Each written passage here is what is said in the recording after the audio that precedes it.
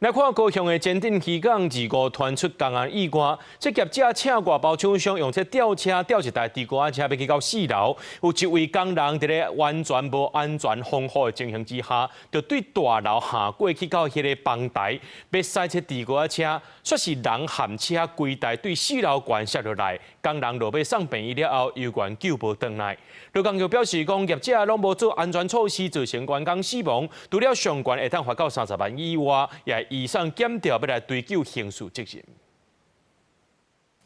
画面内底白色的货车拄驶出来，后壁路底我家乡有物件对楼顶上落来，砰一声，互附近的民众拢走出来看。民众讲，对面的海霸王高雄分公司早起用吊车要吊堆高啊，去伫4楼，堆高机厂商的员工伫楼顶等要驶堆高啊，因听到声走出来看的时阵，人甲堆高啊已经摔伫咧涂骹。因为伊就是底下蛋，人堆高机吊到顶头，他要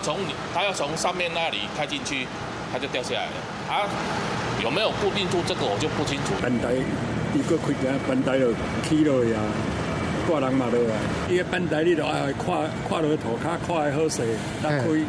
你看无好势，你半空中开，你即马开去就办头天啊。罗工局表示，摔落来的是业者请的外包厂商员工，今年35岁生疏，去对高机公司上班才2年，送病院急救也是不幸过往。海霸王去年起新大楼，慢慢因为吊挂作业无下规定，互罚钱。罗工局强调，要用板台吊堆高啊，去伫楼顶，一定要做好固定，甲防止落落来安全措施。这摆厂商若无做，生疏的员工嘛无注安全，无把安全带，已经违反职安法，除了罚钱，还会追究刑事责任。劳检处已勒令现场停工，雇主涉及违反治安法第6条第1项的规定，将处最高新台币30万元罚锾，并将移送检察机关追究雇主的刑事责任。罗工局表示，吊车厂商甲堆高机厂商的安全维护拢无做好势，2件拢会罚。另外，工务局讲，厂商要做吊挂作业无申请路权，这部分警察机关也会当按照度交罚，相关罚2千4。记者柯家族柯朝阳高阳昌报道。